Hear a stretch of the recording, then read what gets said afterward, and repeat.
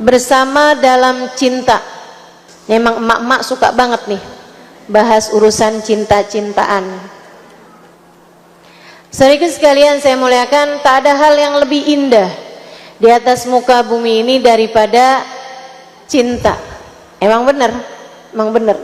Dengan cinta yang berat jadi ringan, dengan cinta yang sulit jadi gampang, dengan cinta yang sempit jadi lapang. Saya nggak lagi doa, saya lagi menyampaikan sebuah prinsip yang kita semuanya sepakati. Dengan cinta yang berat-berat jadi ringan. Ibu nggak lihat tuh orang kalau lagi jatuh cinta, Bu, malam-malam biasanya begadang tuh ngantuk. Ini gara-gara cintanya yang besar, ngantuknya jadi hilang. Teleponan sampai jam 12. Ya udah deh, kamu tutup, kamu aja yang tutup. Kamu aja sampai adzan subuh.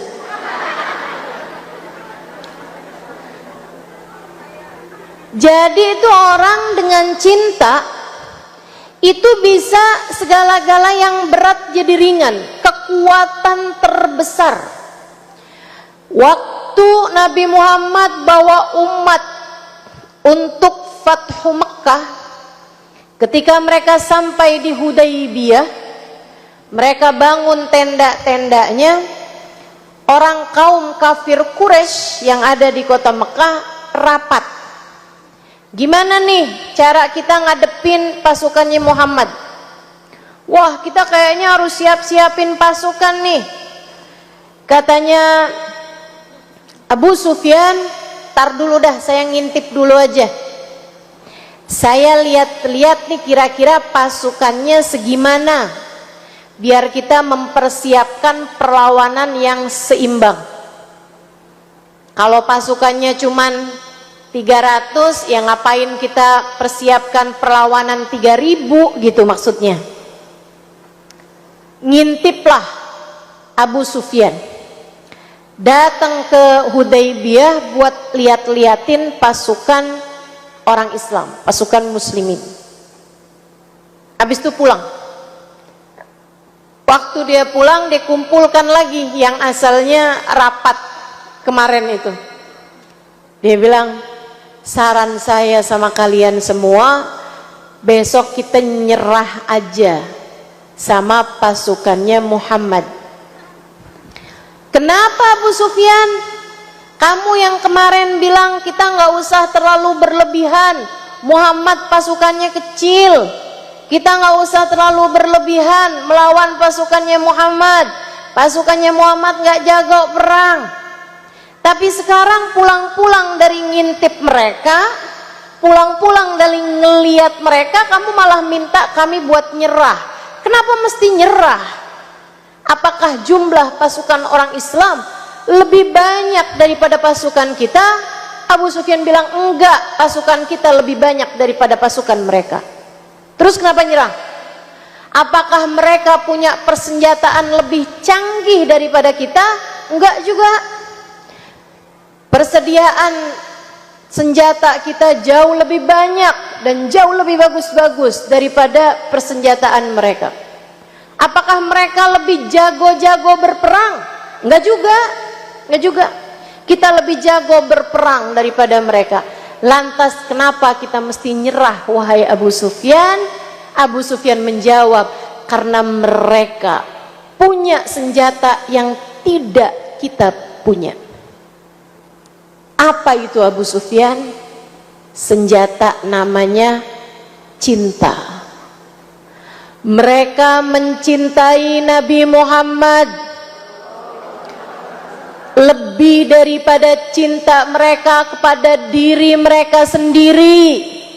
Tidaklah Muhammad mengangkat tangannya kecuali semua ikut mengangkat tangannya. Tidaklah Muhammad bertakbir kecuali semuanya akan bertakbir di belakangnya. Tidaklah Muhammad berwudu, melainkan air wudunya, air bekas wudunya Nabi Muhammad, rebutan para sahabat-sahabat ingin mendapatkannya. Mereka bersenjata dengan senjata cinta. Kita tak akan pernah mampu mengalahkannya. Senjata tertinggi, kekuatan terbesar yang dimiliki seorang manusia adalah cinta yang ada dalam hatinya. Bu, ibu nggak lihat kalau anak ibu lagi sakit, ibu yang asalnya juga sakit mendadak jadi sembuh buat ngurusin anak ibu, betul? Ibu lagi kayak gimana keadaannya, ngelihat anak pingsan, ngelihat anak sakit, Masya Allah, hilang semua yang ibu rasakan hanya untuk merawat anak ibu yang sedang sakit. Orang tuh dengan cinta bisa kayak begitu, Bu. Bahkan ibu-ibu nih kalau anak lagi sakit terus ibu nggak tega, kekuatan cinta di hatimu bahkan bisa membuatmu untuk berdoa, ya Allah, pindahin aja dah sakitnya anak saya ke saya, ya Allah, kesian bener. Betul? Pernah doa begitu? Waktu anakmu sakit? Waktu suami sakit?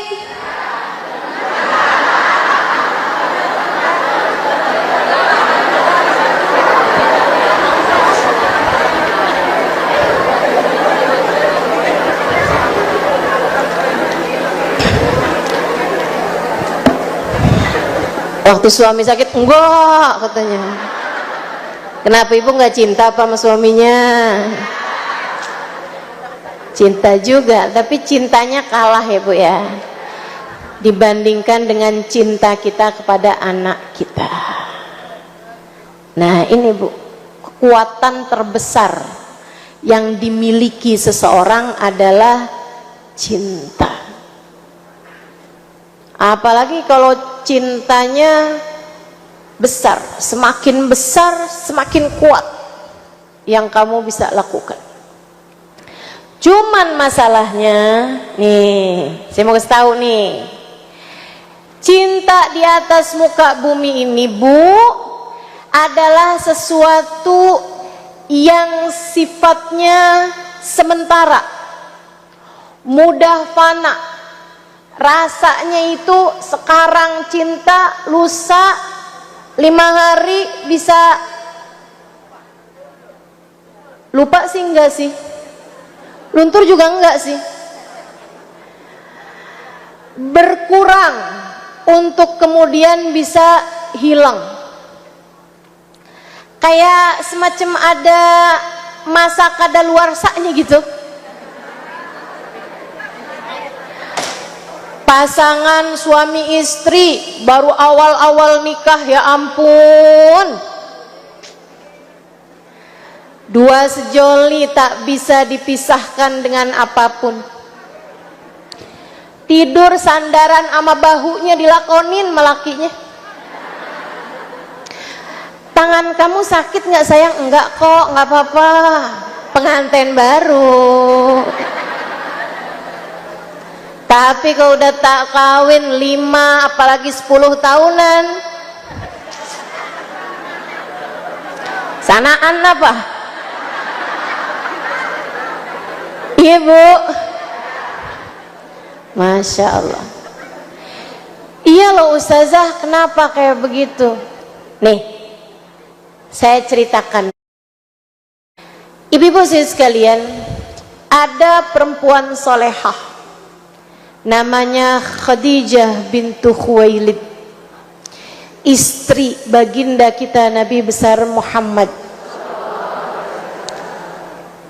Cinta kepada Nabi Muhammad dari awal nikah, terus cinta sampai dengan akhirnya mereka berpisah sementara karena terpisah dengan kematian. Tapi bahkan sampai dengan perempuan ini meninggal dunia, Nabi tak pernah kehilangan cintanya kepada perempuan satu ini. Sampai Sayyidah Aisyah mengatakan, "Maghirtu ala ahadin min nisa'in Nabi." Saya nggak pernah cemburu sama siapapun dari istri-istrinya Nabi Muhammad yang lain. Saya pencemburunya malah sama istrinya Nabi Muhammad yang udah meninggal dunia. Kenapa gitu? Ma min yawm illa wa dzakara Nabi sallallahu alaihi wasallam ismaha. Tidak ada satu hari berlalu melainkan Nabi pasti aja ada sebut-sebut namanya. Nabi itu sering sembelih kambing, terus dagingnya dibagi-bagiin sama Nabi. Nih Aisyah, tolong bawakan ke rumah Fulanah bintu Fulan, itu temennya Khadijah. Tolong Aisyah nih bawakan ke rumah Fulan, dia keponakannya Khadijah. Tolong Aisyah, Khadijah namanya. Ntar ketemu makanan, oh saya dulu pernah makan ini sama Khadijah. Sampai pernah satu hari datang seorang perempuan, baru ketuk pintu aja Nabi udah langsung berdiri. Sayyidah Aisyah mau bukain, kata Nabi Muhammad, gak usah Aisyah, biar saya sendiri yang bukain. Kayak Nabi hafal banget, tahu siapa yang datang gitu. Begitu dibuka sama Nabi Muhammad, seorang perempuan dan nenek-nenek dibawa masuk sama Nabi Muhammad, dipersilakan sampai didudukkan di kursinya atau di tempat duduknya Nabi Muhammad sallallahu alaihi wasallam. Nabi muliain banget, Nabi pandangin dia sampai dia selesai. Nabi Muhammad tanyain apa keperluannya, Nabi Muhammad mengiyakan semuanya sampai perempuan tersebut selesai dari bicaranya. Nabi Muhammad mengantar dia keluar, Nabi Muhammad tungguin sampai perempuan tersebut hilang, baru perempuan tersebut gak kelihatan maksudnya, baru Nabi Muhammad masuk lagi. Terus kayak senyum seneng banget gitu. Pikirnya Sayyidah Aisyah, mau cemburu dia nenek-nenek, jauh usianya dengan Nabi Muhammad. Kayak waktu itu Nabi Muhammad 60-an tahun, dia udah 80-an tahun gitu. Mau cemburu juga kayak yang nggak pantas banget gitu buat dicemburuin. Jadi Sayyidah Aisyah nanya aja, "Man hiya ya Rasulullah?" Emang dia siapa sih Rasul? Kayak engkau sampai segitunya gitu. Kata Nabi Muhammad, "Innaha sahibat Khadijah." Dia itu adalah temannya Khadijah. Kedatangannya mengingatkan aku kepada istriku Khadijah. Sayyidah Aisyah kayak ibu-ibu di sini nih.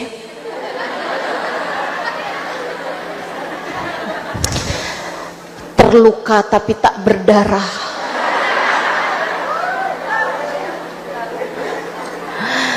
Sakit hati sampai keperanakan.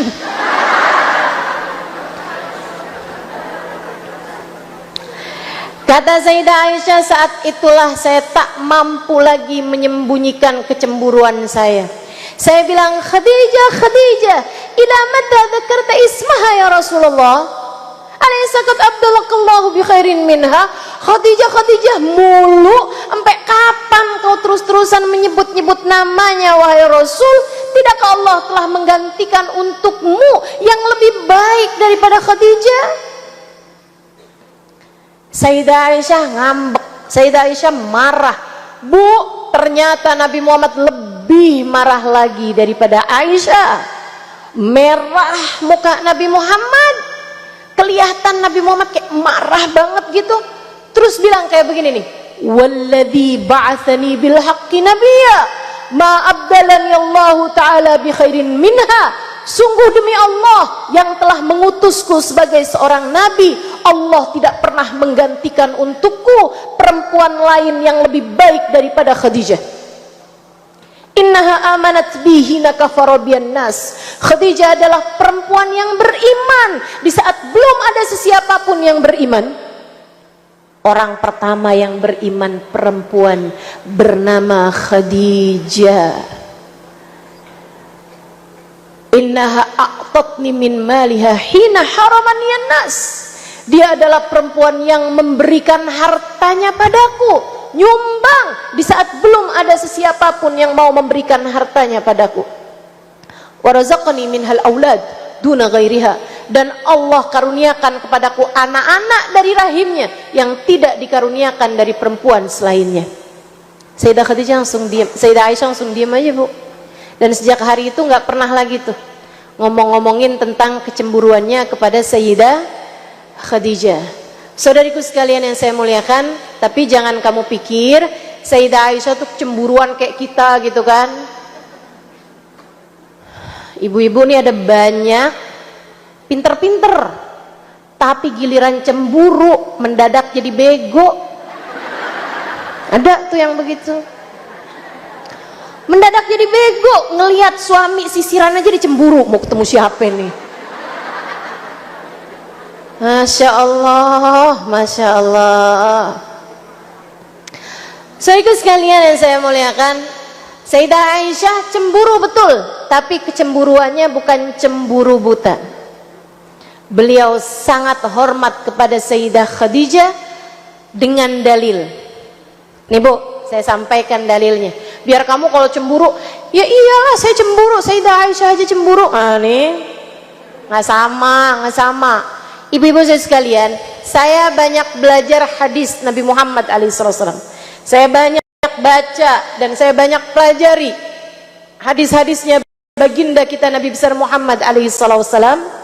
Bu, hampir semua hadis-hadis yang menceritakan kemuliaan Sayyidah Khadijah, periwayatnya adalah Sayyidah Aisyah.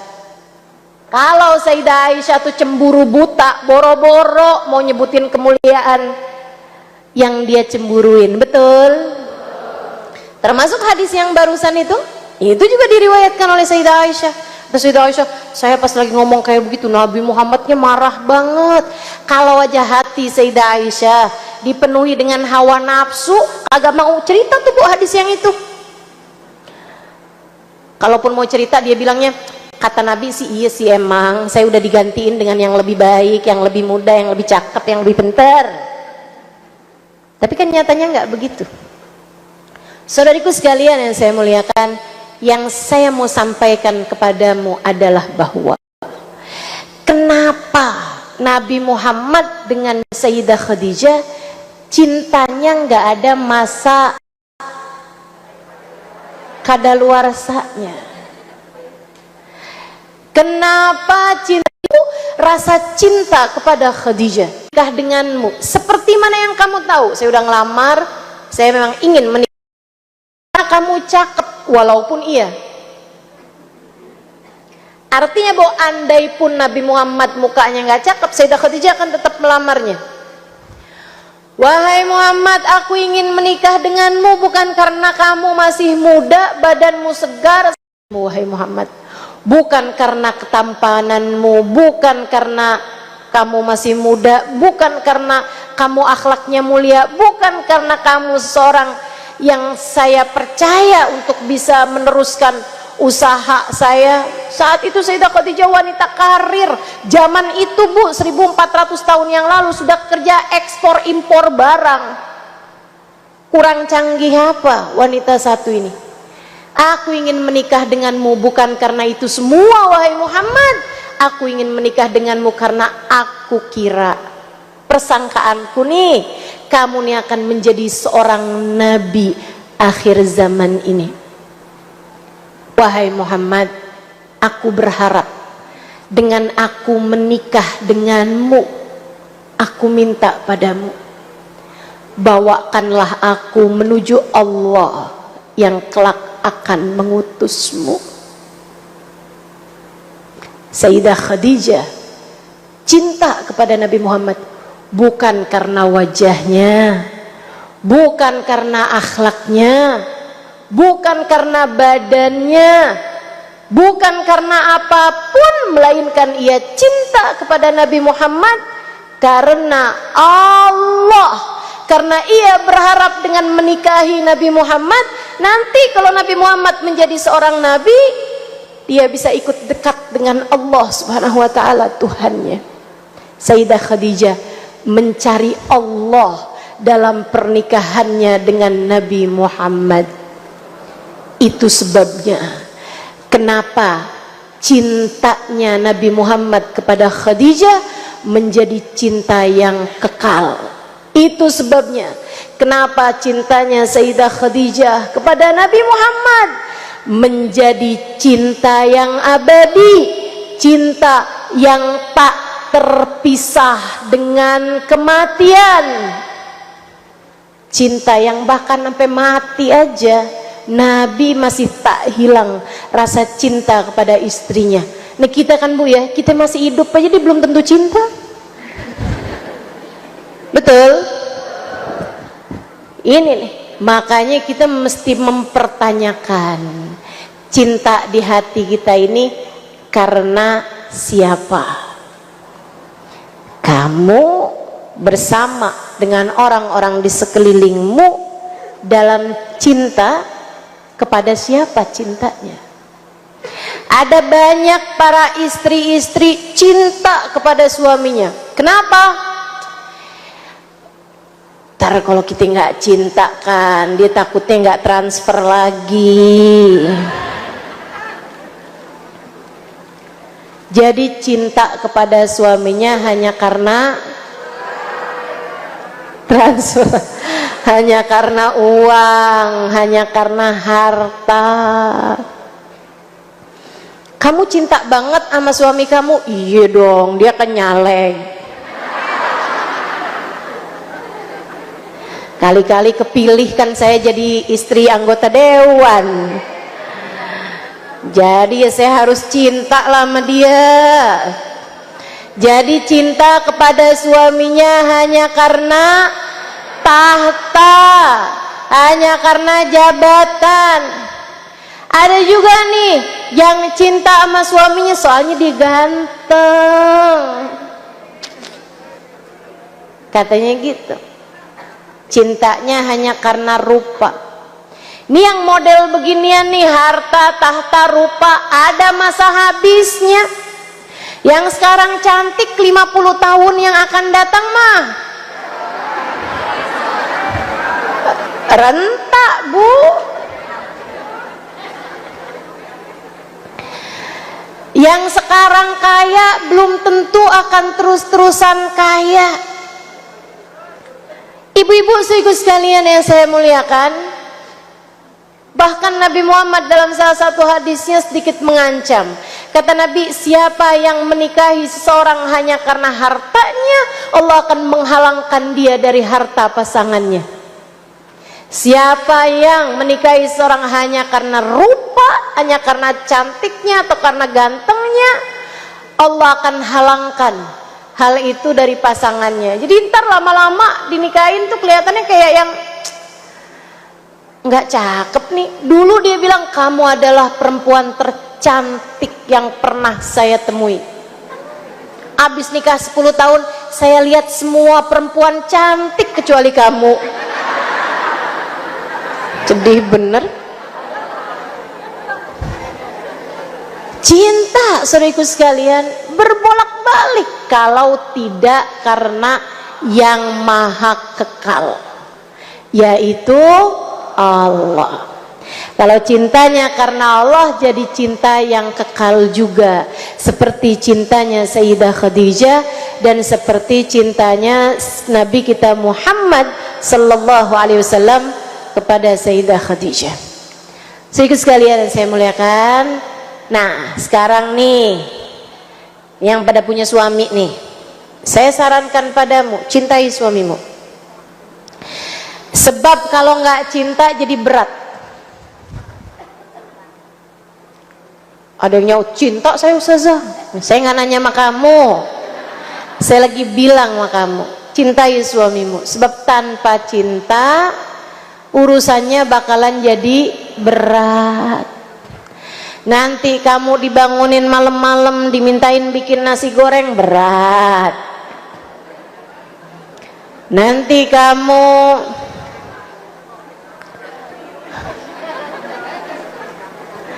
pokoknya kalau udah berat tuh jadi berat gitu kan. Kalau nggak cinta tuh jadi berat dah semuanya dah.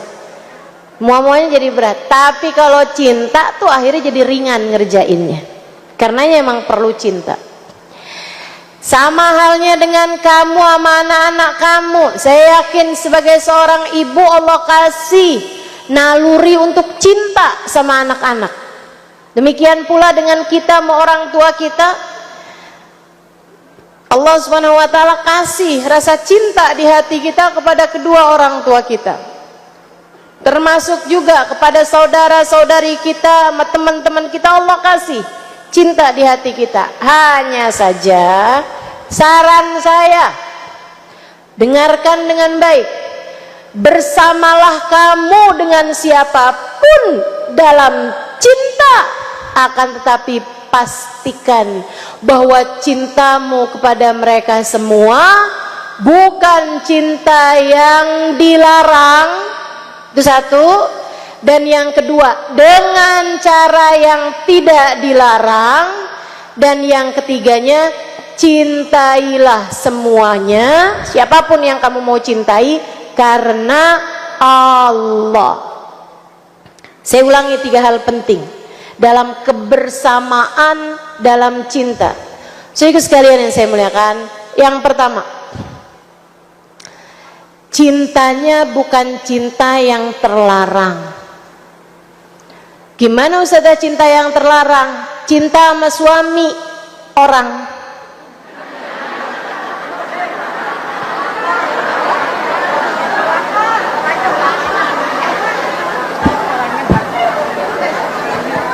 Saya cinta sama dia Ustazah, tapi dia suaminya orang. Gimana tuh? Udah deh, selamatin diri aja. Jangan Dek, kalau kamu dideketi sama seorang laki-laki yang sudah beristri, jangan terpenjara dengan rasa yang salah. Kenapa saya betul? Sampai bingung mau lanjutnya nih. Kenapa saya sampaikan terpenjara? Karena kayak orang di penjara tuh, cintanya menjebakmu, kamu jadi nggak bisa ngapa-ngapain karena cintamu tersebut itu. Karena kan ya, saya selalu percaya bahwa cinta itu adalah jalan keluar. Cinta adalah solusi kehidupan. Menikah adalah solusi kehidupan. Nikah tuh solusi kehidupan. Kalau belum nikah aja udah penuh dengan permasalahan, ngapain dilanjutkan? Betul?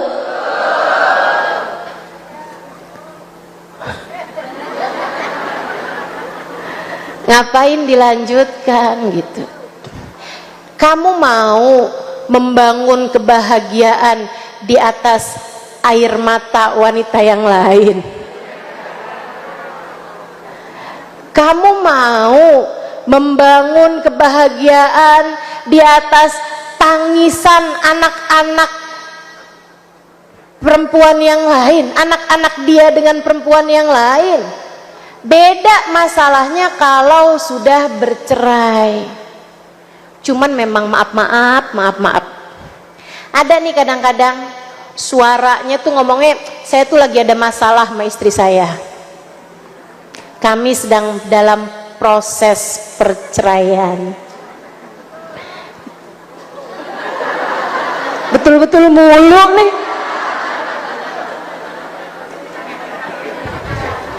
Ustazah, emang nggak boleh ya Ustazah kalau kita kawin gitu sama suaminya perempuan lain?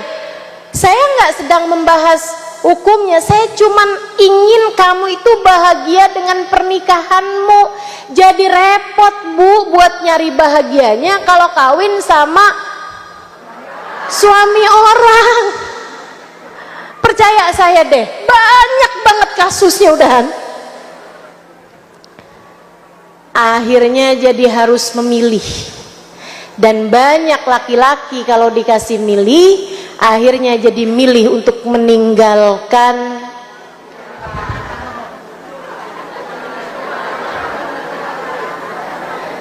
meninggalkan yang tua. Nah kan beneran Ustazah diceraiin perempuannya yang tua.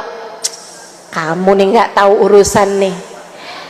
Kalau kamu mendapatkan cinta seseorang dengan dia meninggalkan perempuan yang semula dia cintai, tunggulah saja waktunya.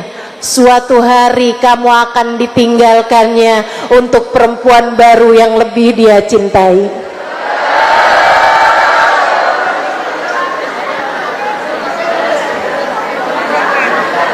Ini pada girang banget ini ya.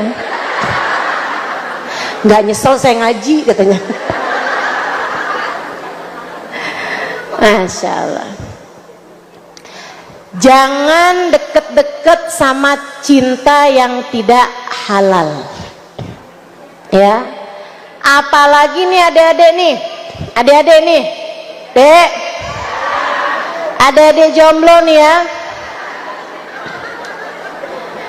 dideketin sama laki-laki, dia belum beristri, tapi dia deketin berdua-duaan. Nih anak-anak zaman sekarang kalau pacaran ngeri, main booking hotel, serem bener. Perempuan zaman dulu mah bu, baru pegangan tangan aja udah diomongin orang sekampung, bener gak? Anak zaman sekarang ngeri-ngeri pacarannya. Hati-hati deh, hati-hati. Abisnya Ustazah dia nggak ngelamar-ngelamar, saya jebak aja dah. Astagfirullah. Dia belum halal bagimu, maka apapun yang kamu lakukan berdua dengannya itu adalah sebuah perbuatan yang haram, namanya zina. Dan kalau zina tuh ya, kalau zina itu, kalau orang yang pacaran nih ya, hatinya lagi sama-sama terjebak dengan cinta yang salah, itu kenapa sih kayak jadi cakep aja gitu kelihatannya. Zayyana syaitanu lahum a'maluhum, setan menghias-hiasi perbuatan mereka. Jadi jangan salah, kamu itu loh kalau lagi pacaran, kamu ngelihat cowok kamu tuh semuanya bagus aja, walaupun dia kadang-kadang kasar, walaupun dia kadang-kadang pelit, semuanya jadi kelihatan cakep aja. Kenapa? Yang kamu lihat bukan dia, tapi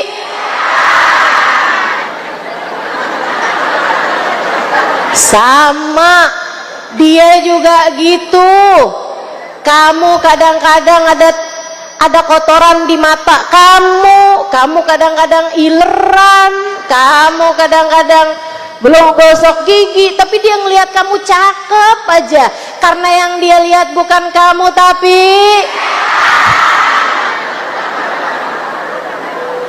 setan semua tuh urusan. Makanya saya nggak heran ada orang pacaran di kuburan.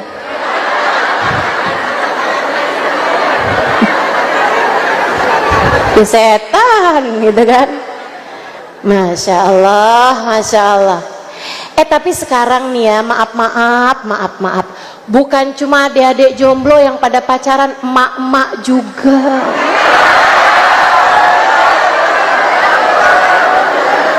Ngeri bener. Ketemuan di reunian, CLBK, cinta lama bersemi kembali. Jam 10 malam suami udah tidur, ting, ada bunyi HP. Apa kabar? Kamu udah makan belum? Kamu lihat sebelah, suami saya nggak pernah tahu, nggak pernah mau nanyain saya makan apa belum. Nih ada yang lebih perhatian sama saya. Bu, suamimu lah nggak nanya kamu makan apa belum, makannya barengan. Kagak-kagak aja. Ibu-ibu seiku sekalian yang saya muliakan, hati-hati sama godaan setan, hati-hati sama godaan setan.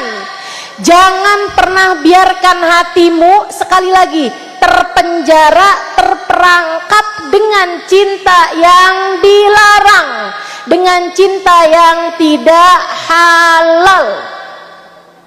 Cintai suamimu.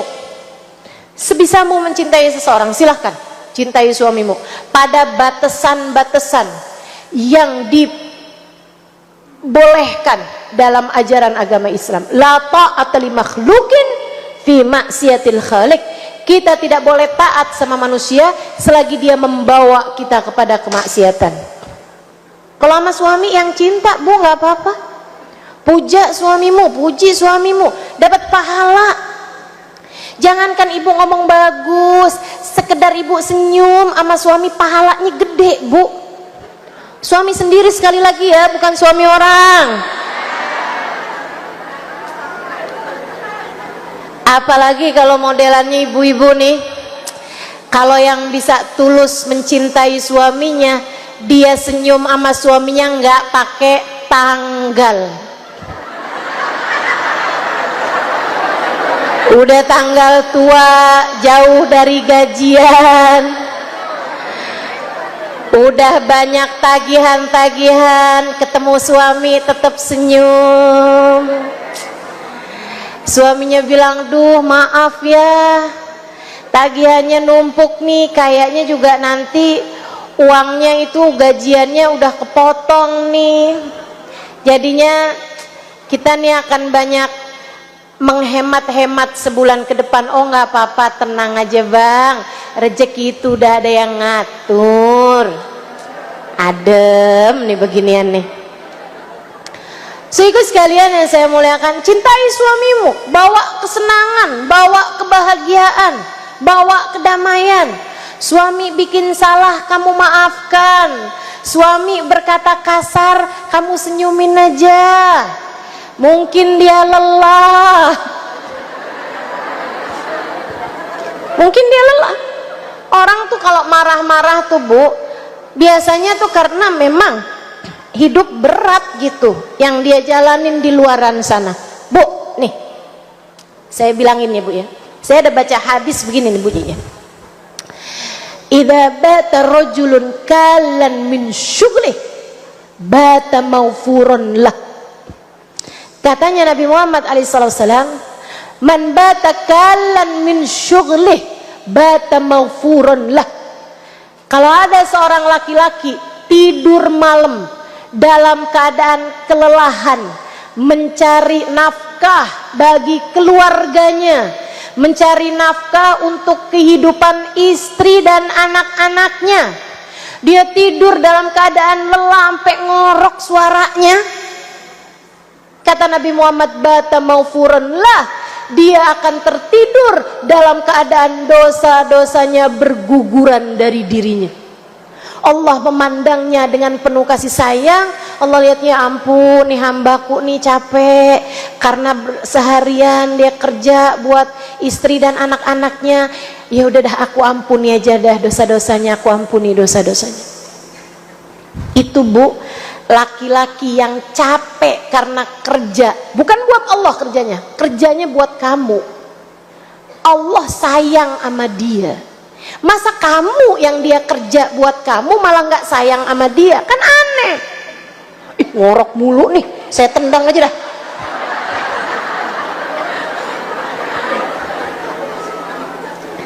Masya Allah, Masya Allah. Saya pernah dengar orang kalau lagi ngorok tuh dimiringin. Biasanya jadi enggak ngorok lagi, tapi sekarang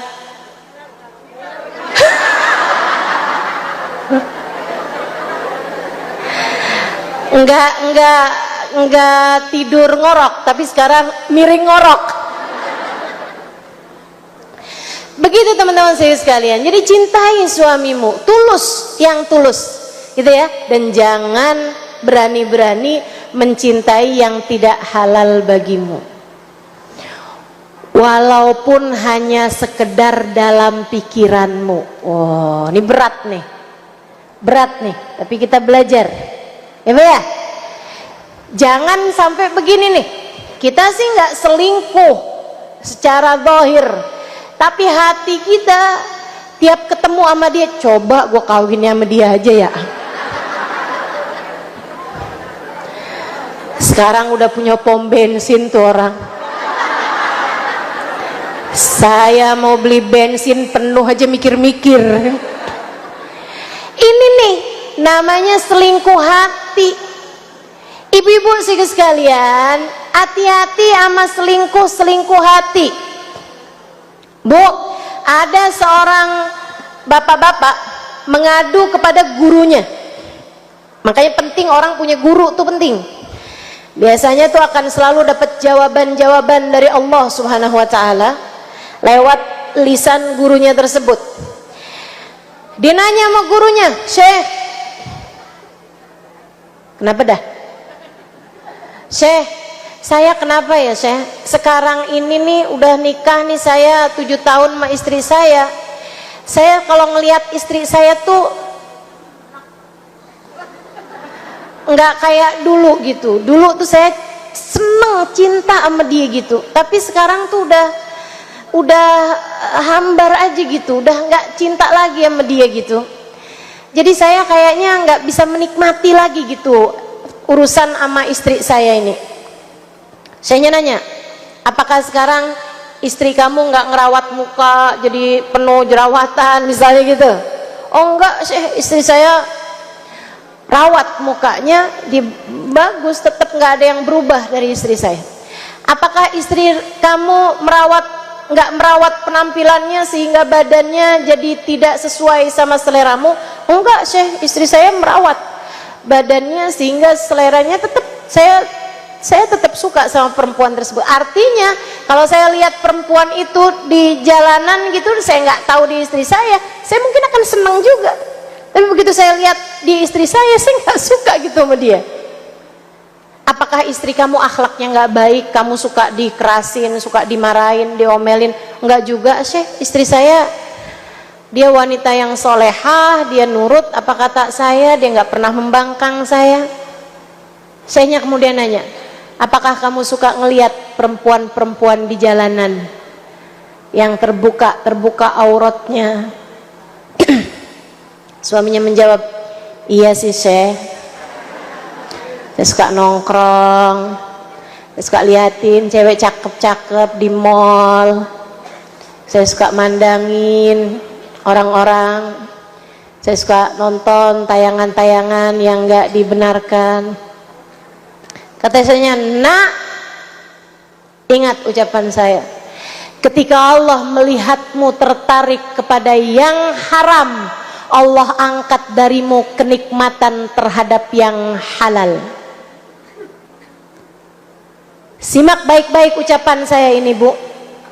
Simak baik-baik ucapan saya. Kalau kamu sampai bilang, "Kenapa ya saya kok nggak bisa cinta sama suami saya?" Tanyakan hatimu. Apakah kamu selama ini tertarik kepada yang diharamkan Allah, sehingga Allah kemudian mencabut darimu kenikmatan terhadap yang halal? Yang halalnya akhirnya dicabut, kamu jadi nggak bisa cinta sama suami kamu karena kamu senengannya tuh ngelihat cowok-cowok di luaran sana. Hatimu ngerasa, "Wah, kalau saya nggak kawin sama suami saya nih, saya kawinnya sama dia nih, dia kan waktu itu juga pernah deketin saya." Nah itu dia tuh bahaya buat hati kita. Bersama dalam cinta, kamu harus cinta sama semua orang-orang yang ada di sekeliling kamu dengan porsi masing-masing. Sama suami cintanya tentu beda dengan antara cintamu pada anak, cintamu pada orang tua, cintamu sama sahabat dan seterusnya. Akan tetapi pastikan satu, jangan pernah biarkan cintanya tersebut itu adalah cinta yang dilarang, cinta yang haram, nggak akan bawa kemana-mana selain kepada murka Allah, selain kepada penyesalan, selain kepada nerakanya Allah Subhanahu wa taala. Naudzubillah min dzalik. Hanya akan bawa kamu kepada sengsara. Kemudian yang kedua, pastikan bahwa kamu cara mencintamu adalah dengan cara yang benar.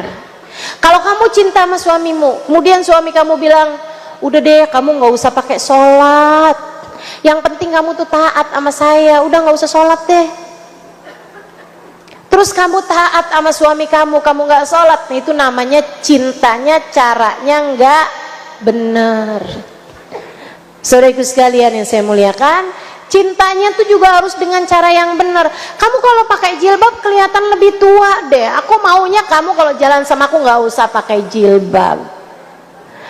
Terus kamu bilang, oke kalau gitu, saya lemparin jilbab saya. Misalnya gitu ya, itu namanya kamu mencinta dengan cara yang salah. Cintai suamimu, cintai anakmu, cintai semua orang-orang di sekelilingmu, tapi pakailah cinta tersebut dengan cara yang benar. Termasuk kamu cinta kepada gurumu, caranya mesti benar. Jangan yang saya cinta, pokoknya harus saya yang paling dekat, harus saya yang selalu bisa begini, harus selalu. Jangan, itu namanya cinta pakai hawa nafsu. Nggak boleh gitu. Cinta yang benar. Caranya tuh juga harus dengan cara yang benar. Kemudian yang terakhirnya tadi apa? Cintanya karena Allah, zat yang maha kekal. Kamu lihat Allah, kemudian kamu mencintainya karena Allah. Kamu cintai suamimu bukan karena hartanya, bukan karena rupanya, bukan karena dia anaknya siapa, bukan karena kebergantunganmu padanya, bahkan bukan karena dia adalah bapaknya anak-anak saya, ya saya cinta lah sama dia, bukan. Akan tetapi karena kamu paham suamimu adalah yang telah Allah Subhanahu wa taala pilihkan untuk menjadi pendamping hidupmu, yang kunci surgamu berada di tangannya. Jadi kamu cintai suami kamu karena Allah. Kamu cinta sama anak-anak kamu bukan karena ya saya sayangin lah anak saya, biar nanti kalau saya tua ada anak-anak saya mau menyayangi saya. Bukan karena itu. Bukan karena itu. Makanya saya nggak setuju anak adalah investasi terbesar. Enggak gitu. Enggak gitu. Melainkan anak adalah kelanjutan sujudmu kepada Allah. Anak adalah kelanjutan ibadahmu kepada Allah. Maka pastikan kamu meninggalkan anak-anak yang soleh dan solehah, agar ada banyak ibadah-ibadah yang mengalir kepadamu ketika kamu sudah berada di dalam alam kuburmu nanti. Bu, saya nyaris setiap hari ngajar. Semua pahala saya mengajar mudah-mudahan diterima Allah, mengalir juga kepada kubur umi saya. Saya nggak lagi doa, saya lagi ngasih tahu. Semua pahala saya mengajar mengalir juga kepada kubur ibu saya. Jadi nih umi saya nih tiap hari nih ngajar. Tiap hari datang ke masjid ini, masjid itu. Umi saya ada di dalam kuburnya, pahala saya memberi kajian itu akan terus mengalir ke dalam kubur umi saya sebagai tambahan ibadah beliau. Ibu kebayang nanti ibu kalau meninggal dunia juga begitu. Apa yang dilakukan anakmu akan mengalir juga kepadamu di dalam alam kubur. Karenanya kalau kamu selalu mengajarkan anakmu untuk cinta terhadap dunia, nak kamu harus jadi orang kaya, biar nanti kamu tuh nak kalau kaya nggak diremehin sama orang. Tuh yang miskin-miskin hidupnya pada hina, kamu harus jadi perempuan orang kaya nak. Anaknya kemudian kaya tapi sholatnya berantakan, ibadah berantakan, menghina orang-orang yang miskin. Ketika dia jadi pejabat yang korupsi, tiap kali dia melakukan dosanya mengalir ke dalam kuburmu di saat kamu sudah berada dalam alam kubur. Maka sayangi anakmu, sebab dia adalah kelanjutanmu ketika kamu berada dalam alam kubur. Pastikan hanya ibadah-ibadah yang indah yang akan mengalir kepadamu di saat kamu sudah mati nanti. Sayangi ibumu, sayangi bapakmu, sebab ridha Allah terletak pada keridhaan keduanya.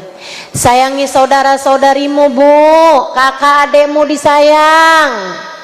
Kakak adekmu disayang, jangan sayang sama yang kaya doang. Yang miskin gak diperhatikan, jangan. Sesungguhnya siapa yang memutuskan hubungan dengan saudaranya, Allah akan memutuskan hubungannya dengan orang tersebut. Sementara siapa yang suka menjalin silaturahmi dengan saudara-saudarinya, maka Allah pun akan menyambung hubungan dengan orang tersebut. Begitu katanya baginda kita Nabi Muhammad dalam salah satu hadisnya. Sayangi tetanggamu, sayangi teman-temanmu, sayangi orang-orang yang ada di sekelilingmu, sayangi mertuamu, sayangi iparmu, sayangi semua siapapun yang dapat kamu sayangi. Dengan cara itu kita akan menjadi orang-orang yang selalu bersama dalam cinta. Siapa yang bersama dalam cinta, kelak di hari akhirat akan dikumpulkan dengan orang-orang yang dia cintai di bawah bendera manusia yang paling cinta kepada umatnya, baginda kita Nabi besar Muhammad sallallahu alaihi wa ala alihi wa sahbihi wasallam. Yuk kita akhiri majelis kita ini dengan kita baca suratul Fatihah. Kita minta pada Allah Subhanahu wa taala, semoga Allah membenahi hati kita, semoga Allah membaguskan hati kita, semoga Allah mencabut dari dalam hati kita rasa cinta yang salah, rasa cinta kepada yang tidak semestinya. Semoga Allah selalu mengajarkan kita bagaimana cara mencintai dengan benar, bagaimana mencintai kepada yang selayaknya dicintai, dan juga semoga kita selalu mencintai orang-orang yang kita cintai hanya karena Allah Subhanahu wa taala. Kita mohon bimbingannya, semoga yang di dalam hatinya terdapat cinta kepada yang tidak semestinya, Allah membantumu untuk menghilangkan rasa cinta tersebut di dalam hatimu. Saya mohon kepada Allah, saya kesian kepadamu, siapapun kamu, saya kesian kepadamu. Kalau di dalam hatimu terdapat cinta kepada yang tidak halal bagimu untuk kamu cintai, saya minta kepada Allah, semoga Allah Subhanahu wa taala mencabut rasa itu dari dalam hatimu sebelum penyesalan ketika maut datang kepadamu kamu rasakan. Sebelum jadi penyesalan di akhirat, saya mintakan kepada Allah, semoga Allah mencabut rasa cinta yang salah tersebut di dalam hatimu. Ala hadhihi niyah wa bikulli niyatin salihah jami'ah syamilah ila hadratin Nabi Muhammad sallallahu alaihi wa ala alihi wa sahbihi wasallam. Al-Fatihah.